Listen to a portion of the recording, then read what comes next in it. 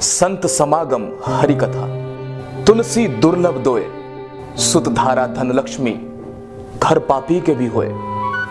संत मिलन को चालिए, तज माया अभिमान, जो जो पग आगे बढ़े, कोटन यज्ञ समान। भारतीय संस्कृति में संत के समागम और हरि कथा को दुर्लभ माना गया है।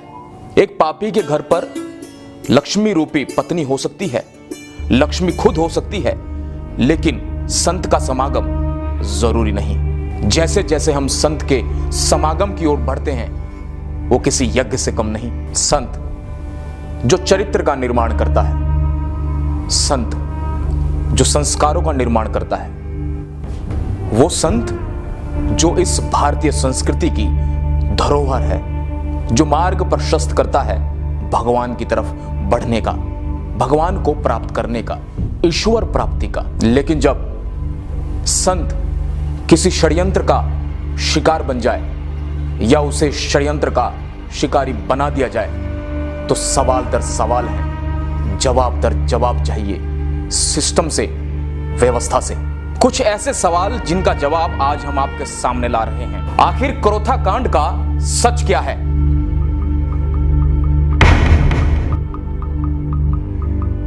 संत रामपाल और उनके अनुयायियों पर कराए गए हमले का मास्टरमाइंड कौन था? गुरुजी और मैं दिन रात क्रोथा के आसपास घूमे और सरकार के ऊपर इतना दबाव बनाया कि सरकार ने पुनः उसको यहां आने से रोक दिया।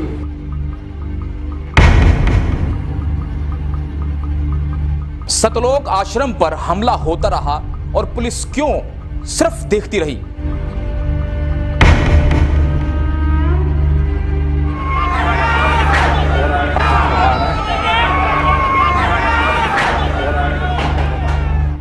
पुलिस ने मीडिया कर्मियों को घटनास्थल का दौरा क्यों नहीं करने दिया?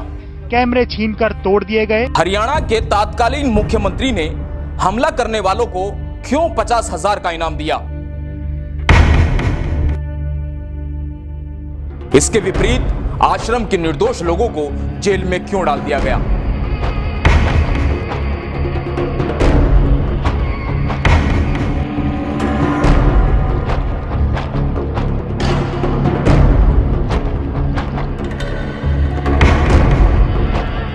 आखिर कौन है संत रामपाल? क्या है उनका उद्देश्य? सबसे पहले मैं आपको उनके जीवन से परिचय कराता हूं।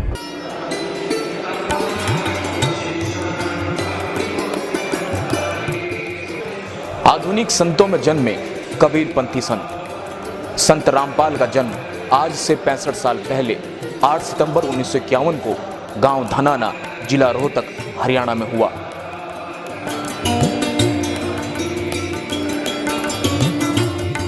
सन 1988 में आत्म साक्षात्कार पाने के बाद अपने परम पूज्य गुरु स्वामी रामदेवानंद से दीक्षा लेकर और भक्ति के मार्ग पर चलकर उन्होंने जन कल्याण के लिए अपना जीवन समर्पित कर दिया।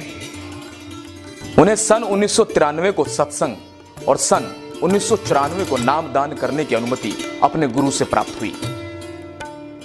संत रामपाल का कारवां शुरू हुआ, एक ऐसा कारवां जो कबीर जी की मानवता के मार्ग पर होकर हरियाणा के कोने कोने और पूरे भारत में फैल गया।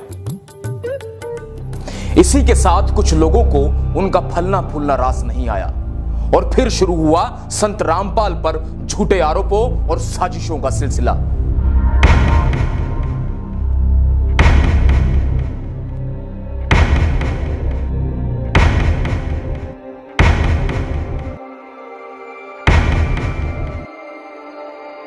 और आगे जो है, आगे भी विचार हमारे दृढ़ निश्चय है, इसी प्रकार की कोई आने चाहिए। रामपाल दास कोई संस्था नहीं है, रामपाल दास एक व्यक्ति है और आर्य समाज वो संस्था है जिसमें व्यक्ति बहुत छोटी चीज है। हमें मीडिया के माध्यम से यही सुनने को मिलता था कि संत रामपाल जी ने महर्षि दयानंद द्वारा लिखित पुस्तक सत्यार्थ प्रकाश पर टीका टिप्पणी की, लेकिन आज तक किसी भी मीडिया चैनल, अखबार या कोई ऐसा शख्स नहीं जिसने आपको यह बताया हो कि आखिर वो आपत्तिजनक टिप्पणी क्या थी। आज हम आपको बताते हैं कि वो आपत्तिजनक टिप्पणियां क्या थी। दार्शनिक चतुर्थ उल्लास में एक ऑब्जेक्शन किया है, आपत्ति व्यक्त की है कि स्वामी दयानंद जी ने विवाह का उत्तम समय लिखा है 24 वर्ष की लड़की 48 वर्ष के पुरुष का जोड़ा सही है। दास ने ऑब्जेक्शन किया कि ये ना कभी हुआ ना हो सकता, ये कभी संभव था ना है, तो ये गलत विचार हैं दान जी के, ये बिल्कुल मान्य नहीं है। गर्भ धारण करते ही पुरुष अपने वैसे चला जाता है और वह एकली बालक पाले, ये तो जो है ना पाप है। दानंद जी कहता है कि फिर तो विवाह भी पाप है। अरे तेरा गजब हो, ये कहाँ ते विवाह और कहाँ ये दुष्कर्म। इन्होंने किसी कल्याण से कुछ लेना देना नहीं, इन्होंने तो सत्यार्थ प्रकाश और दानंद चाहिए बस। इस सत्यार्थ प्रकाश को पढ़ के आग लग जाए समाज में, इतने गंदे विचार लिख रखे, ऐसे पशु जैसे कर्म का समर्थन कर रखा है नियोग का। और फिर क्या लिखा है, कहते पुनर्विवाह नहीं करना विधवा का। प्रश्न है विवाह का समय और प्रकार कौन सा अच्छा है। 24 वर्ष की स्त्री और 48 वर्ष के पुरुष का विवाह उत्तम है। पहले ये दिखाते हैं इसी सत्यार्थ प्रकाश के समोल्लास नंबर 7 में, देख कैसा कलाबाजी है दयानंद की। प्रश्न किसी ने करा कि ईश्वर साकार है व निराकार, उत्तर महर्षि का निराकार। ठीक है, अगले ही पृष्ठ पे प्रश्नकर्ता कहता है क्या स्तुति आदि करने से ईश्वर अपना नियम छोड़ स्तुति प्रार्थना करने वाले का पाप छुड़वा देगा। महर्षि दयानंद कहते नहीं। तो प्रश्नकर्ता कहता फिर स्तुति प्रार्थना किस लिए करें, क्यों करना। उत्तर महर्षि दयानंद का उनके करने का फल अन्य ही है। प्रश्नकर्ता कहता है फिर क्या है। महर्षि दयानंद उत्तर देता है स्तुति से ईश्वर में प्रीति, उसके गुण कर्म स्वभाव से अपने गुण कर्म स्वभाव का सुधरना, प्रार्थना से निरभिमानता उत्साह और सहायता मिलना, और उपासना से परब्रह्म से मेल और उसका साक्षात्कार होना।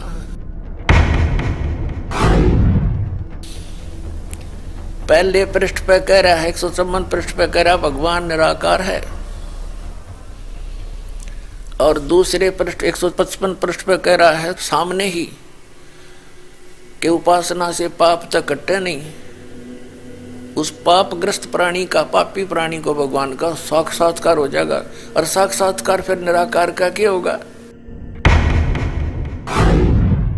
अब इसने खुद परमात्मा के ऊपर कटाक्ष कर दिया, और जिन्होंने भगवान मिला, नानक साहिब जी खुद देख कर आए सतलोक परमात्मा के साथ गैर वापस आए, उसको मूर्ख बता रहा है।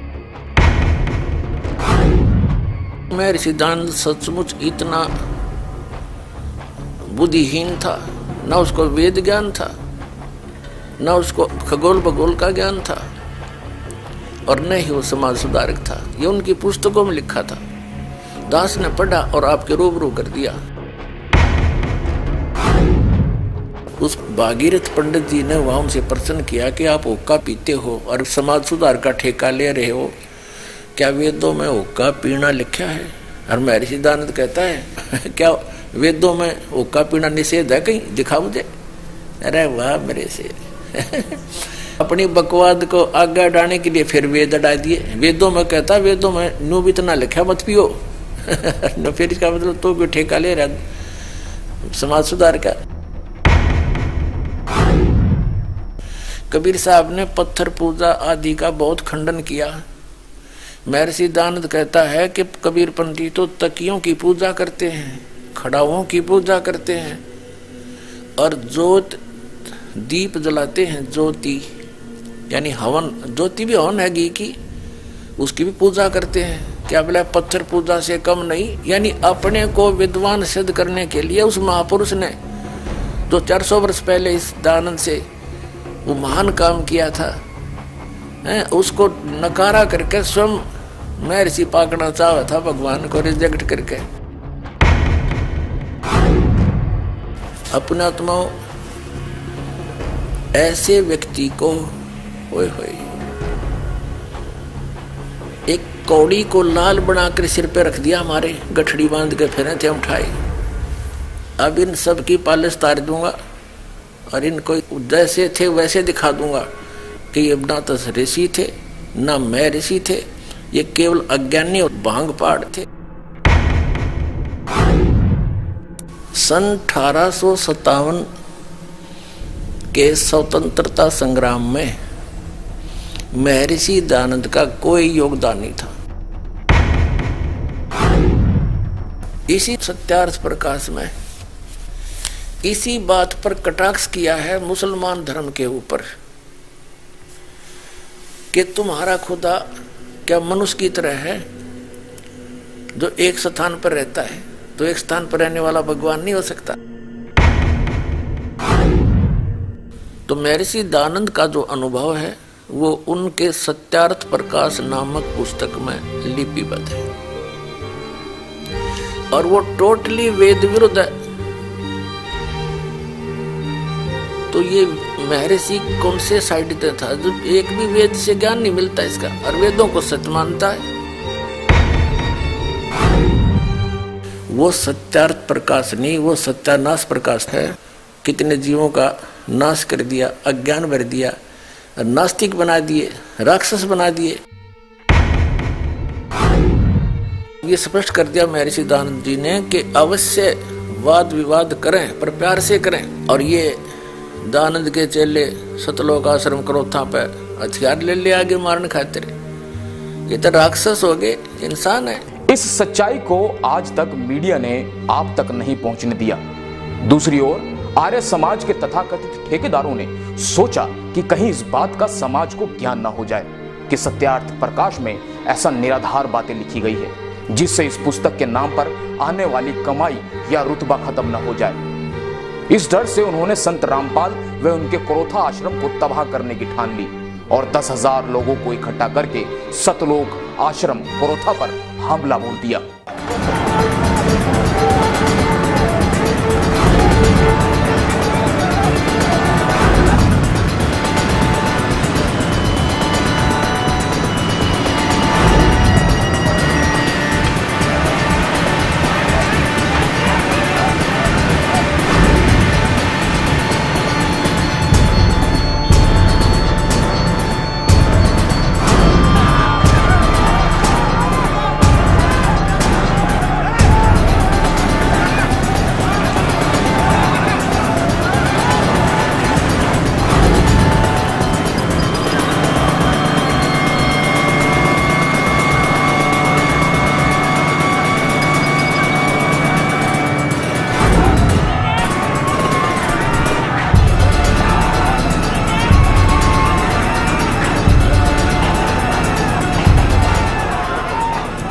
अब आपको दिखाते हैं किस तरह से सतलोक आश्रम पर कब्जा किया है और पुलिस मूक दर्शक बनकर अभी भी देख रही है।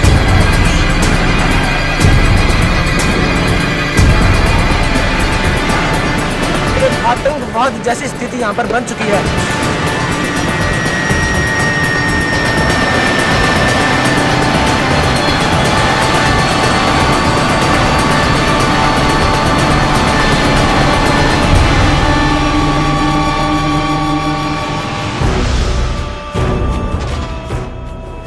इस संत के ज्ञान का उत्तर ज्ञान से न देकर लाठी व बंदूकों से दिया गया।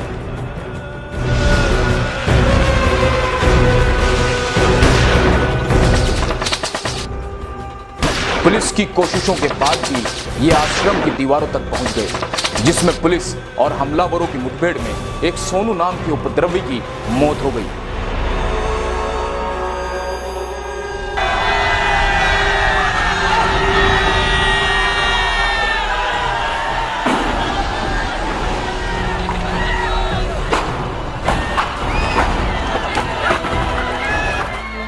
अब आश्चर्य की बात यह है कि जिसके घर पर या आश्रम पर हमला किया जाए उसी को जेल में डाल दिया जाए और जिस व्यक्ति की मौत हुई उसका कसूरवार भी संत रामपाल जी को बना दिया जाए और सतलोक आश्रम क्रोथा को सील कर दिया जाए।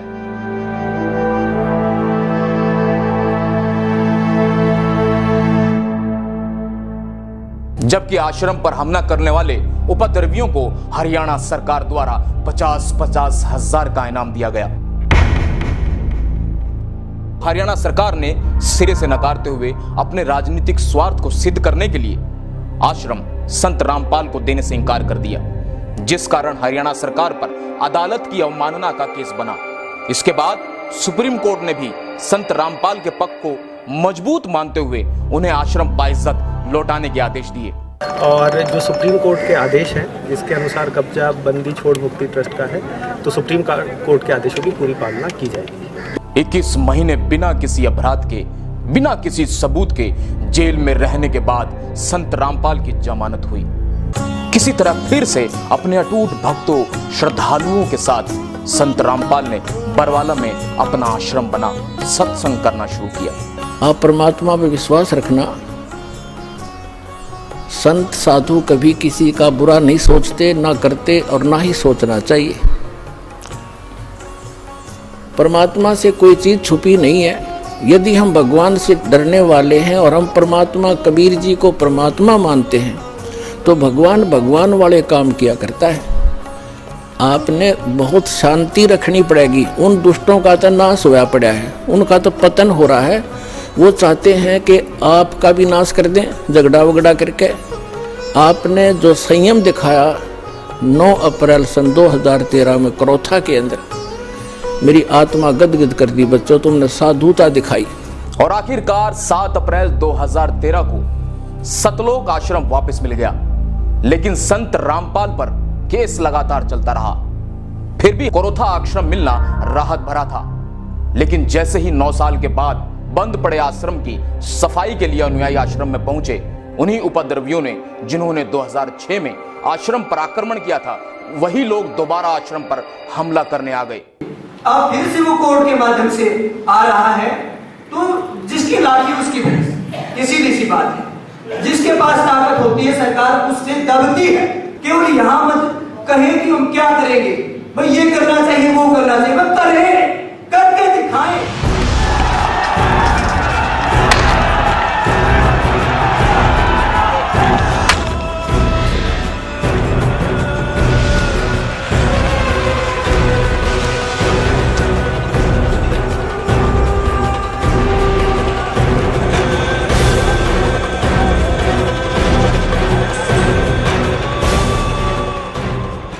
चाहता हूं कि कोई अपने आप को आर्य समाजी कहने लग जाए, इससे वो आर्य समाज के लोग नहीं हो जाते। यदि उनके वाणी और चरित्र में वो बात नहीं है तो मैं उनको आर्य समाजी नहीं मानता। जिस प्रकार की भड़काऊ भाषा बोल रहे हैं, जिस तरह का भड़काऊ काम वो कर रहे हैं, कानून अपने हाथ में लेकर, और सरकार के लिए एक धर्म संकट पैदा कर रहे हैं। सरकार क्या करे? सुप्रीम कोर्ट का आदेश आया तब जाकर के उन्होंने कहा आप ले लीजिए आश्रम। लेकिन जो राज्य सरकार या कोई केंद्र की सरकार यदि ये कहती है कि हम सुप्रीम कोर्ट के आदेश का पालन नहीं करा सकते, उसको सत्ता पर रहने का कोई अधिकार नहीं। आपने संत रामपाल को हमेशा विवादों में घिरा पाया है। विवाद करना और विवादों से घिरना दोनों ही अलग चीजें हैं। आइए आपको समझाते हैं। सबसे पहले प्रश्न उठता है कि आखिर संत रामपाल के साथ विवाद क्यों? तारीख 18 नवंबर 2014 का वो काला दिन जिसने पूरे हिंदुस्तान को ही नहीं विश्व को ये सोचने पर मजबूर कर दिया कि आखिर एक बीमार संत को गिरफ्तार करना इतना जरूरी क्यों हो गया कि 40,000 से ज्यादा जवान उन्हें गिरफ्तार करने पहुंच गए। क्या एक संत को मेडिकल रिपोर्ट देने के बावजूद कुछ दिन की मोहलत नहीं दी जानी चाहिए थी? जबकि सब जानते थे कि रामपाल लगातार 8 साल से सैकड़ों बार अदालत में आए हैं। कई बार उनकी हाजिरी माफ भी हुई, लेकिन अब की बार ऐसा क्या हुआ कि सारा सिस्टम ही संत के खिलाफ खड़ा हो गया? आखिर क्या किया संत रामपाल ने? आखिर क्या किया राष्ट्रीय समाज समिति ने? उन्होंने मांग की थी कि जजों की जवाबदेही तय हो, हिंदुस्तान में चल रहे सभी अदालती मामलों की वीडियो रिकॉर्डिंग हो, उनके ऊपर लगे सभी आरोपों की सीबीआई से जांच हो। राष्ट्रीय समाज सेवा समिति ने अपने साथ हो रहे 8 साल के अत्याचारों का सारा खुलासा किया उन 3 किताबों के द्वारा जिनके नाम थे न्याय की गिरती गरिमा, सच बनाम झूठ, भ्रष्ट जज कुमार्ग पर, जिसमें हिंदुस्तान की न्याय व्यवस्था को तार तार करने वाले कुछ काले चेहरे शामिल थे। मीडिया में प्रचारित किया गया कि संत ने अपनी एक फौज तैयार की है, कमांडो तैयार किए हैं, जबकि यह सरासर झूठ था। आज तक एक भी ऐसा प्रमाण नहीं मिला सरकार को जिससे कि यह सिद्ध हो सके, जबकि सरकार ने निर्दोष उन लोगों को कमांडो का नाम देकर जेल में डाल दिया जो किसान थे, मजदूर थे, विद्यार्थी थे, जो अपने ऊपर किए जा रहे अत्याचार के विरोध में काले कपड़े पहने हुए थे, हाथों में सफेद झंडे लिए हुए थे। उन निर्दोष लोगों को सरकार ने कमांडो फोर्स का नाम देकर जेल में डाल दिया और अंग्रेजों से भी बदतर सलूक किया। क्या करते थे पहले? खेती करते हैं, डंडे लिए हैं, अपने कपड़े काले कपड़े पहने, क्या मकसद है इसका? इसका तो कोई मकसद नहीं, इसमें क्या कपड़े तो कैसे भी हो, उसमें कोई वो नहीं इसका। और रही डंडे और झंडे की बात, झंडे तो कोई भी उठा सकता है, इसमें कहीं पे भी जाओगे वहाँ भी झंडे, इसका मतलब वो नहीं है कि जो आप समझ रहे। तो अब हम मुद्दे पर आते हैं। दोस्तों, हम बात कर रहे हैं संत रामपाल की। जी हां, संत रामपाल। आपके मन मस्तिष्क में कुछ ऐसी छवि घूम रही होगी जिसको आपने मीडिया में देखा होगा। दोस्तों, सच मानिए, आपको सच से कोसों दूर रखा गया। आज आपको हर एक सच से हम रूबरू कराएंगे। हमने भ्रष्ट जजों की शिकायत की। क्या इस देश में भ्रष्ट जजों के खिलाफ शिकायत करने का अधिकार नहीं है? और अगर शिकायत के अधिकार को अवमानना में डाला जाता है तो क्या जिनके खिलाफ हमने शिकायत की थी उनके खिलाफ क्या एक्टिविटी की? लेकिन आपका तो... इसका जवाब कौन देगा? सिर्फ एक पक्ष पे कार्रवाई करना दादागिरी है या आदेश? कानून क्या कहता है? न्यायालय को वो करना होगा जो संविधान कहता है। न्यायालय की दादागिरी नहीं चलेगी, न्यायालय को कानून से काम करना पड़ेगा। अगर आप न्यायालय जाके किसी की शिकायत करते हैं तो न्यायालय का कर्तव्य है, संविधान के तहत न्यायालय है, न्यायालय संविधान से ऊपर नहीं है। लेकिन ये मामला जो है वो तो अवमानना का मामला है, वो कोर्ट ने पेश नहीं हुए, वारंट कर दिया, ये तो अवमानना का मामला है ना। इसमें अवमानना का मामला बनाया गया है। अच्छा। और बनाया हुआ मामला मन मर्जी का होता है, वो संविधान के तहत नहीं है। गैर कानूनी काम जज अगर करे तो वो कानून नहीं होता। आपने जज के शब्दों को कानून कैसे मान लिया? अगर एक जज गलत आदेश पारित करता है और दूसरा जज उस आदेश को रद्द करता है, इसका मतलब क्या हुआ कि जो पहले आदेश थे वो गैर कानूनी थे, और गैर कानूनी आदेशों को मानने के लिए हम बाधित नहीं हैं। पहले ये साबित करो कि जिस पक्ष की हमने शिकायत की थी उस पक्ष पर क्या कार्रवाई हुई और क्यों नहीं हुई, और हुई तो क्या हुई, उसके बारे में नहीं कोई सोचता। इतना बड़ा जनसमूह जज के खिलाफ खड़ा है, जज अपनी कुर्सी बचाने के लिए हमारा शोषण करना चाहते हैं, हमें दबाव में डालना चाहते हैं। ऐसे क्यों दबाव में आ जाएंगे हम? क्या हम संविधान नहीं जानते, या संविधान जो जजों की बपोती है वो जो बोलेंगे वो कानून नहीं है? अखबार में और जज में डिफरेंस है। लेकिन बाबा रामपाल पर तो पहले से भी बहुत सारे मुकदमे हैं, तो क्या फर्क पड़ता है? मुकदमा झूठा कोई भी कर सकता है। मैं आपकी शिकायत कर दूं, आप मुझे अपहरण कर रहे हो, मुकदमा हो गया, वो प्रूव होगा तभी तो बात है। आरोपी व्यक्ति को आप मुलजिम नहीं कह सकते, आरोपी हैं। आरोप तो किसी में भी हो सकता है। आरोप का मतलब क्या है? झूठे मुकदमे हमेशा उस व्यक्ति पर लगाए जाते हैं जो सिस्टम को जानने की कोशिश करता है, बताने की कोशिश करता है। आप भ्रष्टाचार को खत्म करने की कोशिश करो, क्या होगा आपके साथ? आपके ऊपर झूठे मुकदमे होंगे। वही सच्चाई को ऊपर लाने के मेरे गुरुजी ने हमेशा पहल की है, और उस पहल के तहत कुछ मुकदमे दर्ज हो गए तो उससे मेरे गुरुजी आरोपी थोड़ा हो गए। साथियों, ये किसी एक व्यक्ति का काम नहीं, ये गठजोड़ है भ्रष्ट नेताओं का, नौकरशाहों का, अफसरों का, जुडिशरी और मीडिया का। झूठ को इस कदर पेश किया जाता है कि हम उस पर विश्वास करने लगते हैं। आम आदमी इस झूठ को पकड़ नहीं पाता है। होता क्या है कि हम जो गलत है उस पर विश्वास कर लेते हैं और जो सच्चाई है उस पर पर्दा डाल दिया जाता है। जूनियर एडवोकेट आते हैं, हमारे गाड़ी के चालक आते हैं, उनको भी उठा के बाहर से ले जाके बंद कर दिया जाता है, चौकी में बैठा दिया जाता है। हरियाणा पुलिस किस तरह से पूरी तरह से बाइस्ड है, जिसे यही नहीं पता किसको गिरफ्तार कर रहे हैं, क्यों कर रहे हैं, बिना कारण के उठाया बंद कर दिया, उठाया बंद कर दिया। दोस्तों, बात यहीं तक सीमित नहीं है, और अगर हम भगवान को भी कटघरे में खड़ा कर दें तो शायद उस पर भी विश्वास कर लिया जाएगा। संत रामपाल जी के साथ भी ऐसा ही हुआ। उन्होंने राष्ट्रीय चरित्र का निर्माण किया और हमने उन पर क्या दिया ये आप समझ सकते हैं। उन्होंने सामाजिक कुरीतियों के खिलाफ आवाज उठाई और हमने क्या दिया ये भी आप समझ सकते हैं। उन्होंने सामाजिक विसंगतियों को दूर करना चाहा और उन्हें क्या मिला ये आपसे छुपा नहीं है।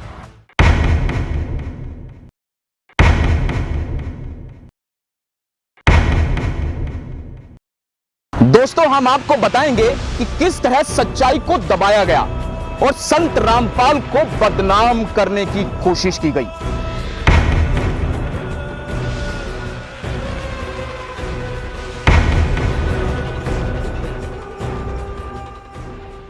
वो अपने आश्रम में हैं, उनका क्या ईगो, उन्होंने कह रखा जैसे स्वस्थ होऊंगा पेश हो जाएंगे। आप बताइए, देश में और भी केस चल रहे हैं, क्या नेताओं के लिए रिलैक्सेशन है कानून में और किसी के लिए नहीं? उनके केसों में इतनी जल्दी जल्दी सुनवाई पड़ी, कभी डेटें पड़ी, ये राजनीतिक षड्यंत्र था। ईगो संत रामपाल दास जी का नहीं, ईगो जुडिशियल सिस्टम और राजनीतिक लोगों का ईगो था। लोकतंत्र का चौथा स्तंभ मीडिया, वो मीडिया जो हम सभी को सच्चाई की राह पर ले जाता है, सच्चे तथ्यों से हम सबको रूबरू कराता है। लेकिन आपको बता दूं उस दिन क्या हुआ। हम ये नहीं कह रहे हैं कि सभी मीडिया हाउस झूठ की राह पर चलते हैं, झूठ के पुलिंदे पर बंधे हैं। ईगो वो तथाकथित मीडिया के लोगों का था, जिन लोगों ने उसको अपना बिजनेस और ब्रेकिंग न्यूज बना रहे थे, उसको ये उनका ईगो था कि हम ये करा के रहेंगे। ये हत्या का जिम्मेदारी उनके ऊपर आनी चाहिए। लेकिन सच्चाई यह है कि वहां गरीब लोगों, महिलाओं, बच्चों, बुजुर्गों सभी को पुलिस अफसरों ने पीटा और उन मीडिया कर्मियों को भी पीटा जो सच्चाई दिखाना चाहते थे।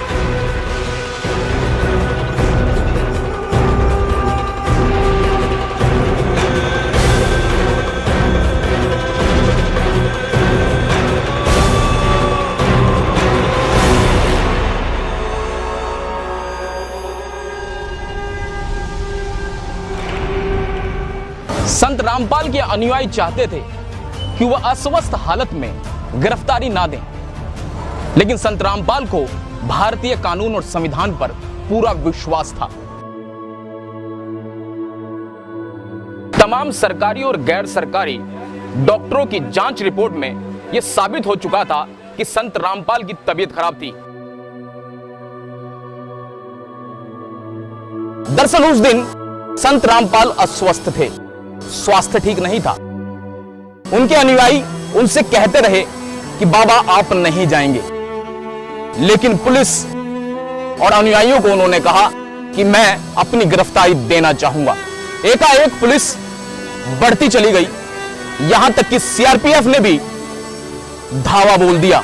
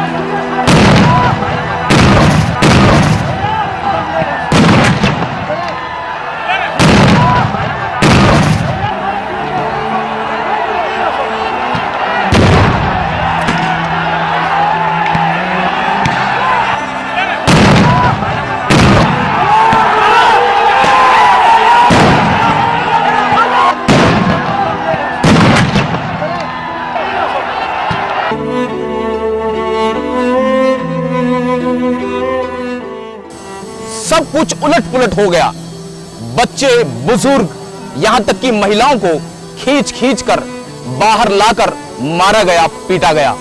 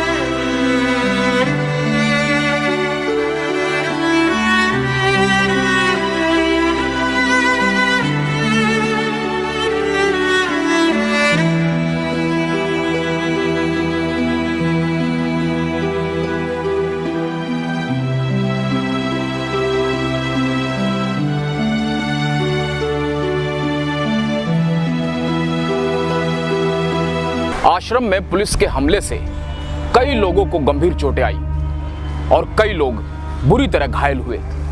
आइए देखते हैं उनका हाल।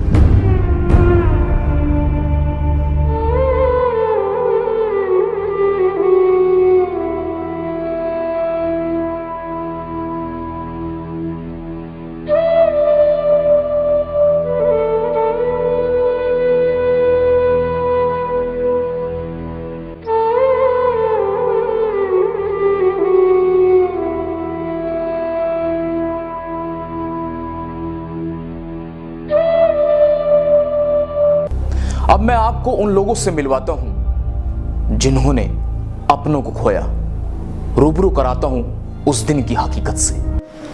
उनकी मौत पुलिस वालों के कारण हुई है। जो पुलिस कार्रवाई पुलिस ने की है आश्रम के ऊपर है, उसकी वजह से ही मेरी माँ की मौत हुई। पुलिस ने भक्तों की कोई नहीं सुनी, उनके ऊपर लाठीचार्ज कर दिया, आंसू गैस के गोले, पानी की बौछार कर दी, जिसके कारण 5 महिलाएं, 1 बच्चे की मौत होगी, उनमें से एक मेरी माँ है। हम लोगों का लाइट, पानी, बिजली सब काट कूट के बच्चे यहाँ पर सब तड़प के परेशान हो रहे। यहाँ पर कोई व्यवस्था नहीं, यहाँ पर मार मार के लट माइयों को गिरा के मारा। उसके बाद अब एम्बुलेंस भी नहीं आने दे रहे कि हम कहाँ ट्रीटमेंट करवाऊँ, क्या करवाऊँ, दम तोड़ दिए। पुलिस वाले आए, उन्होंने आंसू गैस के ऐसे जहरीले गोले छोड़े जिससे इनकी मृत्यु हो गई और हमने हाथ पैर जोड़े, बेहसे मत करो। बच्चों को बुरी तरीके से फेंका गया, पीटा गया, बहनों को बुरी तरीके से मारा गया। बच्चे, छोटे छोटे बच्चे और माइयाँ तड़प रही थी और दम घुट रहे थे उनके हम हाथ जोड़ते रहे, लेकिन उन्होंने कुछ नहीं सुनी हमारी। आखिर कौन है उन 5 निर्दोष बेगुनाह लोगों की मौत का गुनहगार? क्यों उनके साथ इस तरह बदतर व्यवहार किया गया जैसा लोग जानवरों के साथ भी नहीं करते हैं? ऐसा लग रहा था मानो अंग्रेजों की सरकार है, अंग्रेजों का कानून और अंग्रेजों की ही पुलिस। वो नृशंस हत्या ही कही जाएगी। क्यों अब तक भ्रष्ट अफसरों, वकीलों और जजों को कटघरे में खड़ा नहीं किया गया?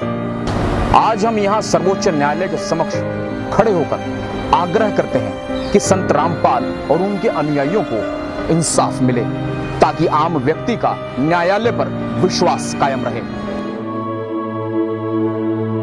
इस वक्त हम हैं दिल्ली के जंतर मंतर पर, जहां संत रामपाल के ये अनुयायी पिछले 2 साल से मीडिया, सरकार और अदालत से इंसाफ की गुहार लगाए हुए बैठे हैं। मैं 2 साल से जंतर मंतर पे बैठे हुए हैं और हमारा सरकार से यही अनुरोध है कि संत रामपाल जी महाराज पे जितने भी झूठे केस बनाए गए हैं उन सब की सीबीआई जांच होनी चाहिए। हम चाहते हैं कि इस केस की सीबीआई या एसआईटी से जांच करवाई जाए।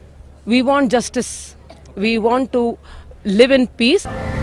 दिलचस्प तथ्य यह है कि खुद संत रामपाल ये चाहते हैं कि उन पर लगे हुए आरोपों की सीबीआई जांच हो, ताकि दूध का दूध और पानी का पानी हो जाए। इस दौरान रामपाल ने पुलिस प्रशासन पर झूठे मामले दर्ज कर उन्हें फंसाने का आरोप लगाया। रामपाल ने कहा कि उन पर बनाए गए सभी मुकदमे झूठे हैं और बेवजह तंग किया जा रहा है। वहीं रामपाल ने पूरे प्रकरण की सीबीआई से जांच कराने की मांग की है। वो सब झूठे बकवास है, इनकी मनगढ़ंत कहानियां हैं, हमें आने दे, देखेंगे इनको। क्या आप सीबीआई जांच की मांग कर रहे मामले में? बिल्कुल करते हैं, सारे मामले झूठे, पहले झूठे बाद में झूठे कर दिए इन्होंने।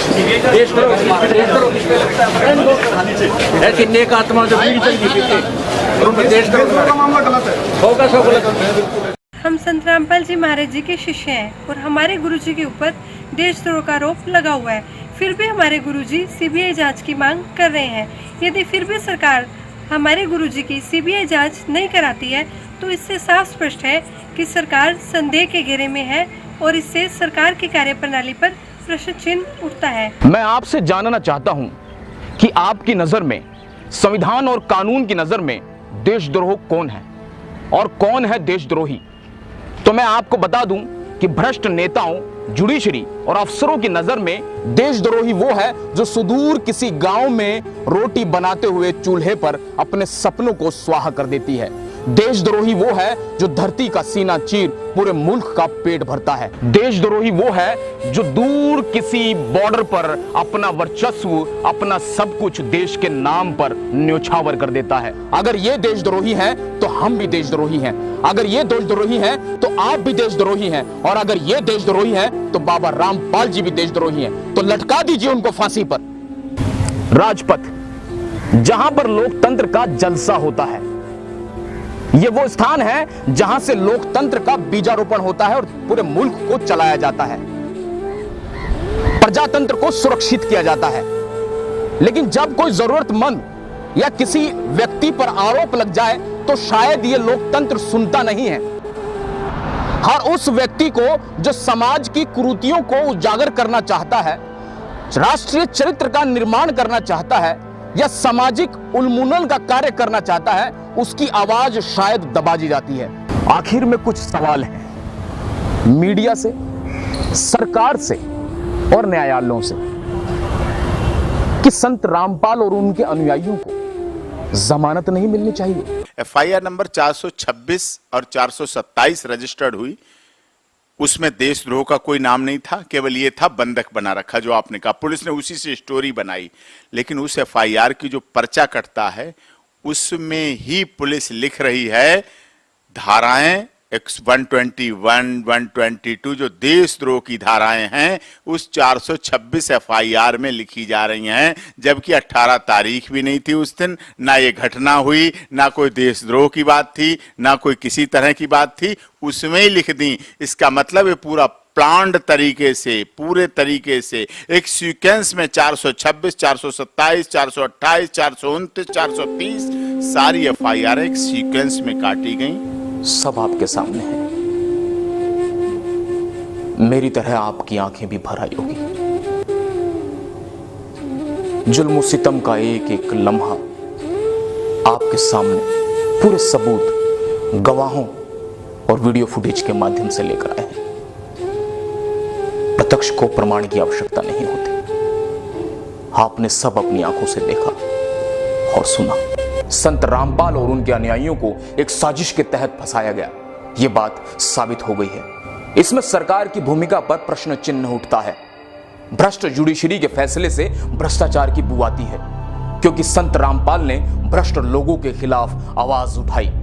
धर्म के नाम पर पाखंड करने वालों को बेनकाब किया, लोगों को शराब, बीड़ी, सिगरेट, मांसाहार से दूर रहने की प्रेरणा दी, भारतीय समाज में व्याप्त सभी बुराइयों और भेदभाव को दूर करने का प्रयास किया। और यही शायद उनका गुनाह है, यही जजों की नजरों में देशद्रोह है। आज भी जेलों में बंद संत रामपाल के अनुयायी बीड़ी सिगरेट को हाथ नहीं लगाते। उनका जेल में व्यवहार और आचरण देख के कोई नहीं कह सकता कि वे देश के द्रोही हैं या अपराधी।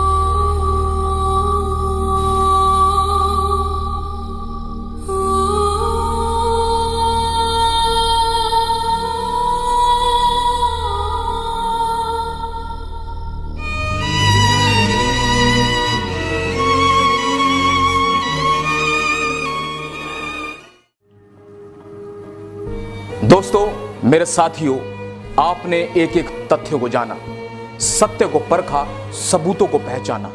अब सवाल आप पर है कि आप कितने सही और कितने गलत को पहचान पाए हैं। हम कामयाब हुए हैं या नहीं, लेकिन सच्चाई यह है कि हमने सच्चाई को आपके सामने रखा है।